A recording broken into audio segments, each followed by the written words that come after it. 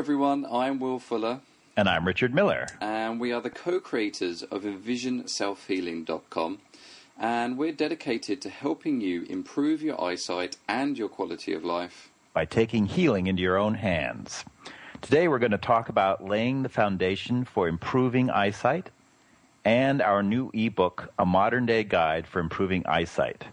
You can download this free ebook at EnvisionSelfhealing.com. Now, in the second part of this podcast, we're going to be answering one of the questions from our audience, which is going to help them improve their eyesight and take their self-healing a little step further. And this week's question is, how can I adjust to my natural eyesight when I can't see without my glasses? A question that we get quite often from a lot of people. Obviously, quite a few people out there that are listening to this actually want to get rid of their glasses, but find it very frustrating when we ask them to not wear their glasses, and indeed they find it difficult to do so. So, Richard, how's the self-healing been treating you this week? Well, I've been focusing on my presbyopia. I'm over 50. Yes, that's true. I'm trying to focus despite my presbyopia, shall we say. And I've been doing some convergence exercises, palming, some sunning. I'm beginning to feel the muscles on the inside, the convergence muscles on the inside of my eyes, near the nose, the internal extraocular muscles, the ones on the inside, feeling like they're getting a little stronger. And I'm noticing that I'm focusing, when I look at something close, I'm focusing with both eyes. Unfortunately, I tended to develop a bad habit of using only my right eye when I was reading. And obviously, a lot of this stuff we're going to have to go into more detail in preceding shows into why you would actually only be using one eye to focus. It sounds a bit strange to begin with. Yeah, it's actually something a lot of people do that they don't even realize they're doing anymore. So I'm starting to be able to read my iPhone, though, a little bit more, like without... Normally, I have to magnify it a bit, and I'm starting to be able to read the small type in my texting, so that's always good. I suppose the question is that a good thing or a bad thing to be able to... Yes, it's true. Well, I am a text addict, so I have no choice but to be able to read it. So, yeah. And those of you that have seen my blog on whether the iPhone is good or bad for your eyes or not, you'll be able to see a little bit more detail what we're talking about here, whether actually using the iPhone could actually be a strain for the eyes, but we also notice it could also be beneficial for the eyes. The other tactic I've just come up with is to print out the convergence charts, which you can find in our resources section on our website. And I'm going to start posting them all over my house. I've started in my bathroom, and I'm going to work my way down to the kitchen, because it's very hard to find, as our listeners will find out, it's hard to find time to do these eye exercises sometime. Definitely. So the more they're in your face and convenient, the more you're going to do them. So I've started to do that too. I've just got an image now of your apartment as a campaign for a new political party or something. Yeah, it's not the most attractive thing in the world, but it is going to help my presbyopia, so it's worth it. Pro-vision improvement. That's true. So how's your vision doing this week, Will? Yeah, it's pretty good. Only yesterday I noticed... on the way to see some clients that before, whereas I'm starting to able to see the buildings either side of me as I walk, and I noticed yesterday there was actually movement, so I could almost see the doors on the front of the houses actually going past me. Now that might sound like a lot of people that's not really an achievement, but when you realise that I have retinitis pigmentosa, which is a condition that affects the rod cells, the peripheral cells in your eyes, and it means that it limits my vision in my periphery. What I'm actually noticing as I'm doing these eye exercises and I'm working towards vision improvement is that periphery is actually starting to wake back up again. And it's quite a strange experience seeing things in your periphery that you've never seen before. So that was pretty pleased with that yesterday, because the rod cells respond to movement. So whereas before I was just aware there was something in my periphery, this time there was actually some movement. So I was pretty excited about that. I hate to break this to you, Will, but the buildings are actually not moving. It's who's moving. So. What are you trying to tell me? I'm doing all this work. Although I did realise this weekend, I met up with a friend that I actually met from Cambodia when I was travelling over in Cambodia. She lives here in San Francisco, and our work schedule allowed us to meet up for a drink, and she chose one of the bars downtown, and it was one of those bars where they only have candle lights. Candle lights, wow! Inside the bar, I don't know whether they're just trying to save money on electricity. I know the recession's hitting everyone hard at this point, or whether it was to set a mood. But obviously, with RP, you also means night blindness. So as it's those rod cells that see in the dark. So she introduced me to her new boyfriend, and of course I couldn't see his hand to shake it because I was looking at his face and the lack of periphery there. So I think her boyfriend was a little bit offended that I didn't want to shake his hand. She was slightly mortified there for a while, but I'm pretty good at backtracking on these things. But I did notice that my vision was adapting quicker to the dark, actually, when going back outside the bar to make a phone call and then to go back in again. I noticed that my eyes adjust quicker, so I was pretty excited about that. Actually, I was pleased. Yeah, that's great. So I hear you had an interesting Super Bowl experience this weekend. Yeah, when everyone else was planning their Super Bowl parties or going to bars, on Friday night I had yet another allergic reaction to food, which I've had for years. Okay. And made a pact with myself Saturday morning to start a juice fast to try and get rid of my food allergies. I also feel like it's going to help my vision. So I started on Saturday morning and forgetting the fact that the Super Bowl was the next day. How did you get on with all the adverts? You know, I was so wiped out from the juice fast to a certain degree. I was sleeping through some of those Super Bowl. But the adverts, didn't bother me. No, you're right. There were a few burger adverts, you're right, that were pretty enticing. It was only the last 4 minutes you needed to see anyway. It's true. But I knew that there was a bar down that I normally go to that would have been perfect for the Super Bowl, and I know their burgers and fries were really good. So it was calling me a little bit, but I resisted. And how many days are you in now? You're asking me to remember. What is today? Wednesday. So this is the 5th day. Nice. So I'm almost halfway there. Fantastic. And difficult? I'm not hungry a lot. Good. This is the first juice fast I've ever done, so I'm not hungry a lot, but I get a little spacey and dingy if I don't have juice about every 2 hours. Yeah, but anybody that knows Richard personally will know that that's something that occurs regularly anyway. It's true. It's just more spacey and dingy than I normally am, so...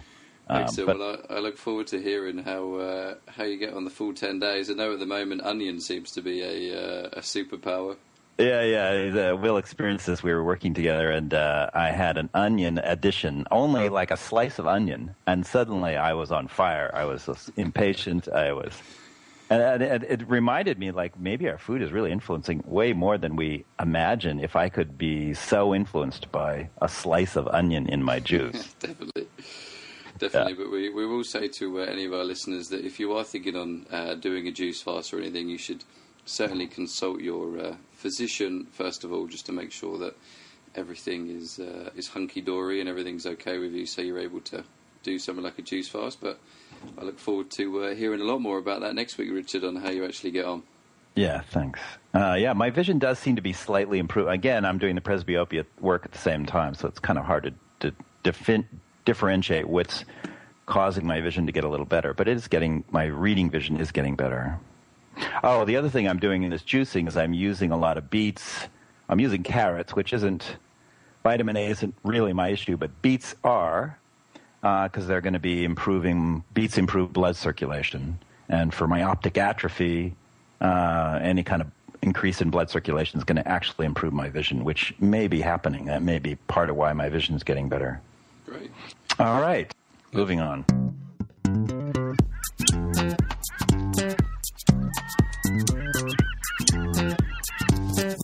This week, our self-healing topic is going to be laying the foundations of improving eyesight. Now, this is very important for all people that want to improve their eyesight, regardless of your condition.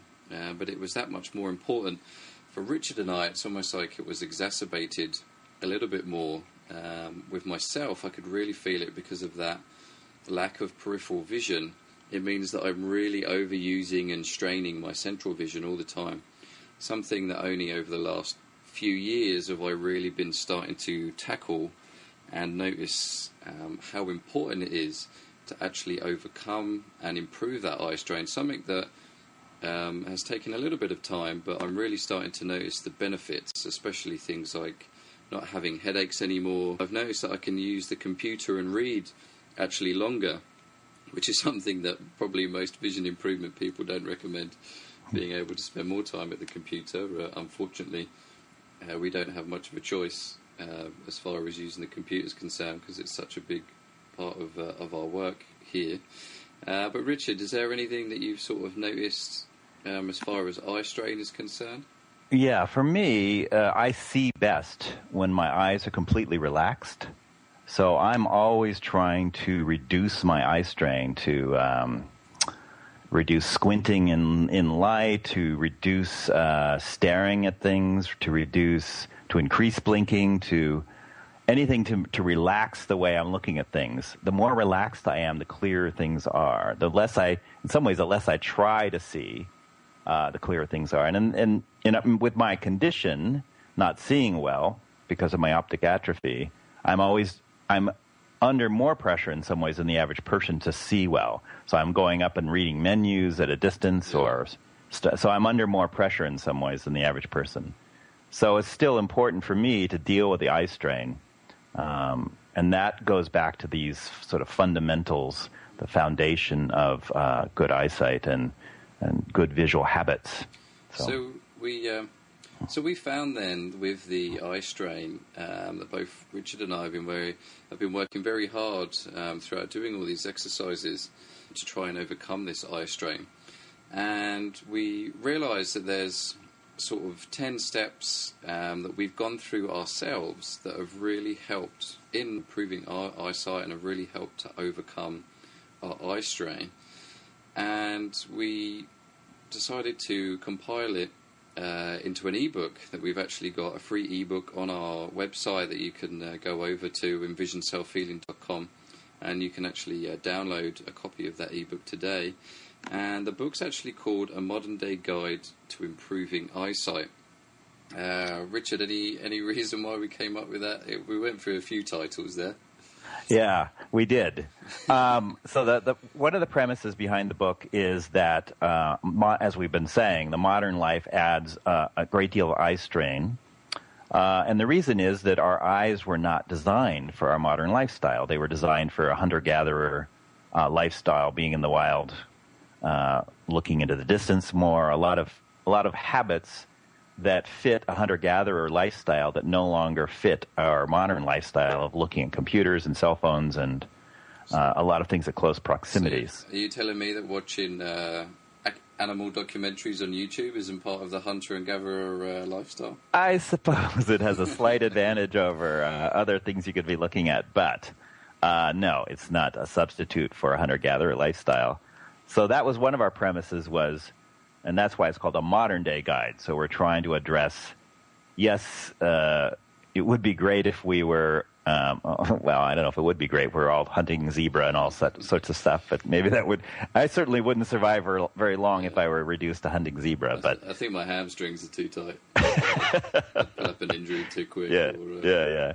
Well, I hate to say it, but you and I would probably be selected out. So anyway. Yeah.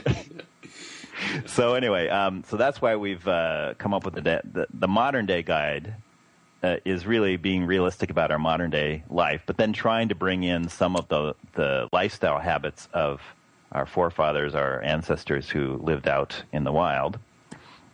And then the other way we organize it, it's more scientific and a little more boring than that, but so we organized it anatomically. So it goes from your eyelid back to your brain, essentially. So we take the eye and tell you about good habits that relate to the eyelid, and then the what's called the sclera, the outside white surface of the eye. We work our way anatomically through the eye and give you 10 habits for base. That's something that we really sort of wished we had, wasn't it? From the beginning, was someone just to sit down and just say, these are the parts of the eye. This is how the eye is made up, and this is what you can do to help those parts of the eye. And as sort of as a consequence of doing that, we've really found that reducing eye strain and also an improvement in eyesight.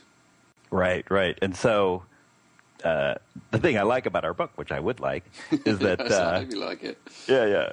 It takes the science of each part of your eye and then talks about how our modern life is not suited to that part of your eye and how we were designed to use it, and then how you can sort of bring some of that original design or the way our eyes were designed back into our modern life, sort of. So it addresses all of those issues in this ebook. And a good example, just for those of you that might think that this is all a little bit overwhelming and that, you don't know, I don't know anything about the anatomy of the eye, or this is the first time I've ever come across eye exercises, how am I going to understand this book? We've spent the last few years really trying to get to grips on how to educate others on the fundamentals of anatomy. It's really not as scary as you might think. And a good example, I think one that a lot of people understand, would be if we chose the length of the eye, and when we talk about working from close all the time, and how back in the day when we were hunters, we would spend most of our time looking for predators or looking for, I don't know, Richard on the horizon to see whether he's coming to attack my tribe. Yeah. But we spent most of our time looking out into the distance. Now, if you compare that to our modern day lives, we spend a vast majority of our time either in front of a computer screen or close by. So the book really, it's simplistic in its way that we talk about that very thing, that we would look into the distance. We would talk about that part of the anatomy that's involved in the looking into the distance, and then we give some suggestions on how maybe you could overcome that. And a little exercise at the end that you can actually go and do yourself if you want to go and do that and work on that part of the eye specifically. Mm-hmm. So, Richard, there's also some interesting characters that seem to have been created within our book. Yeah, when we started thinking about the hunter-gatherer lifestyle, at first we started talking generally about it and sort of being amateur anthropologists. Yeah. And then... Emphasis on the amateur on that one. Very amateur, yes. And then we realized, it would be much more fun to refer to this person's lifestyle as a person with a name. So we came up with Caveman Dave. And actually, for a while, the book became the Caveman's Guide to Improving Eyesight, but that lasted for a couple days. And then we realized we were talking about the modern day lifestyle in this droning, depressing manner. So we came up with another character called ModernDay Mike, and ModernDay Mike has horrible visual habits, but we can all make fun of ModernDay Mike, so it's fine. Which was great until we realized that we were ModernDay Mike. Exactly. Sitting at the computer writing the ebook itself, which has some great irony to it. That's very ironic. We were ModernDay Mike. And no offense to anyone called Dave. Or Mike. We actually have quite a positive image of cavemen. I realise a lot of people actually have a negative view of a caveman with knuckles scraping along the ground and big and hairy. But I don't know about you, Richard, but I sort of had the image of a clean-cut guy hanging out hunting. The good thing about Dave, though, irregardless of his quantity of hair, is that he has very good eyesight. We do know this, and he's very good. We made him very good with his spear and very good at looking at clouds and determining weather, things like that. So he has excellent eyesight because of his lifestyle. We did. I wanted a front cover image of the Caveman Dave holding a pair of glasses and scratching his head. The idea of cavemen, or the last 200,000 years of people actually needing glasses is quite a humorous thought for me. And it is.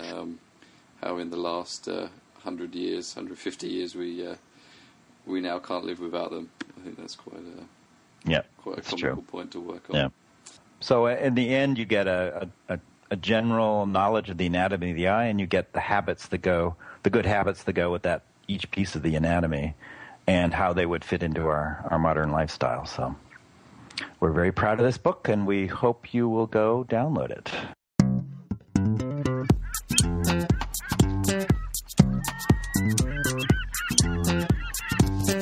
So this week's question comes from one of our Twitter followers, Christie, and she asks, in responding to when trying to find out about improving her eyesight, and she's just discovering vision improvement exercises just like we did those many years ago.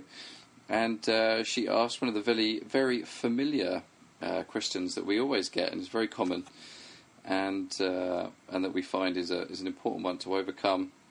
And the question is, you say keep glasses and contacts off as much as possible to allow the eyes to adjust. However, I cannot see much without my glasses. So yeah, we really feel your frustration on that one. Both Richard and I used to wear glasses, and in fact, indeed, do not wear glasses anymore. Yeah. One approach is definitely the reduced prescription. So you can start out, and you need to find an optometrist that'll work with you. But they are out there. They're hard to find, though, who will examine your eyes, come up with your prescription, and then reduce it by half a diopter. And just keep doing that over time. It would take years to finally maybe 2 years to finally reduce it. Depends on how strong your prescription is, of course. So that's one approach, is to wear glasses but have them reduced by half a diopter. So when we say reduce it down to a diopter, there might be quite a few of you that have no idea what a diopter is. True. So, but which is why we urge you guys to read about these topics as much as possible, so you can get a greater understanding. So that when you do go to your ophthalmologist, or when you do go to the person that prescribes your glasses, that you have a little bit more understanding about this. Which is why we have so much information on our website about this, and about how you can learn about your condition. But basically your glasses are measured in diopters, and it's if you have myopia or nearsightedness, then it's negative, and if you're farsighted, then it would be positive. So most of you out there looking to get rid of your glasses will either be, would you reckon, Richard, presbyopia and myopia? Exactly. I think, presbyopia probably first and myopia second, and farsighted, for some reason, seems to be less common. So in presbyopia, they are positive. So you go to the drugstore and you're buying anywhere from 1+1s to about 3.75s. So when we say drop by half a diopter, if you were a 1.5 at the moment, we're suggesting that you just get a +1. Exactly. And if you're in myopia, you would maybe have a -4 prescription. You ask for a -3.5, and then work your way down over time.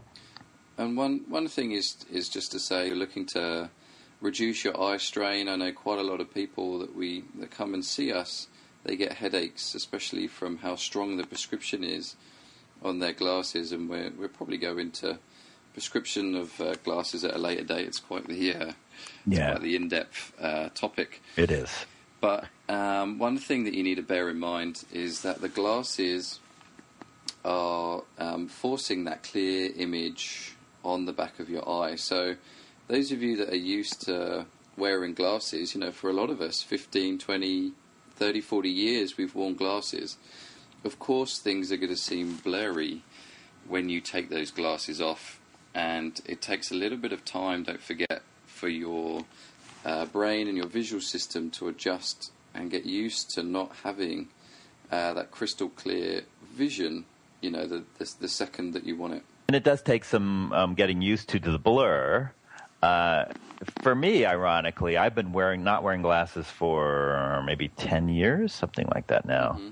And I started out at about over 4 prescription. So I'm myopic. So I had a -4.5 prescription. And I reduced it actually by just not wearing my glasses and doing eye exercises down to around 2 now. I got some reduced prescription ones, put them on, and ironically now I can't stand wearing them. It gives me that weird sort of headachy feeling. Yeah. And I have the experience you're talking about. It feels like it's irritating to my retina somehow. I know it seems bizarre to think you could feel irritation in your retina. Yeah, it's almost like, for me, it's like my eyes are swollen or something. It's like they're being forced to do something against their own will. Right, and then they change the size of things by putting them on, and everything's reduced into the frame. It's just, it's after a while. I'm just saying, ironically, the question is about how do I survive without my glasses? But after a while, you'll find the reverse is true. You won't even like wearing them. I remember when I first got prescribed glasses, I was probably about 6 or 7, and I remember saying to my mum, I said, "Mum, these glasses hurt my eyes, and everything seems really big." And she said, "Oh, you'll be fine, son. Exactly. You'll get used to them." Yeah. And that's funny to me now, because it seems so sad to force the eye to get used to something. Yeah. And indeed the brain. And they do feel really unnatural to me now. Really unnatural. So. And you do, and bear in mind as well that not wearing your glasses is only a very small part of vision improvement. Right. And indeed, you do it alongside doing the exercises. So you're not wearing your glasses. So yes, things are going to be blurry to begin with. But when you combine it with, exercises like sunning, which helps shrink the pupil, it means things are going to become clearer naturally. But it's just going to take a little bit longer. I think probably one of the hardest things I had to overcome was breaking the habit of wearing glasses. Just because I'd get to bed, I'd wear my glasses all day, and then when I go to bed, I would put them on my bedside table, and I'd wake up in the morning, and the first thing I do is put my glasses on. It was part of habit. Yeah, I had to break the habit of breaking my glasses because I was less organized than you, Will, and I would invariably put them down on a chair and then sit on them and break them. So yeah, I remember as a kid having to get many pairs of glasses and scratching the lens. I think I probably had about 4 or 5 at one point. Yep. But anyway, so we only wanted to go over it very briefly there, and we're no doubt we'll be returning to this topic time and time again because it's sort of one of the first steps for people. But certainly you want to be wearing your glasses, when you need to. We're only saying wear your glasses when it's, in a safe environment. Maybe you're just eating your dinner, or you're just writing an email, or you're meeting with some friends. Certainly if you're driving or operating any sort of heavy machinery or anything that has a safety issue, then you should be wearing the prescription that you need, that you've been prescribed for that. And many people who do eye improvement and then leave their glasses in their car, or they start leaving them in the places they need them. Well, obviously you can hold them in your pocket and just bring them out. You just get used to taking them on and off more frequently too. So. Okay, so I hope you enjoyed the podcast today, and you got some great tips out of it. And we hope you head over to the guidebook and download the ModernDay guide to improving eyesight over at our website, envisionselfhealing.com.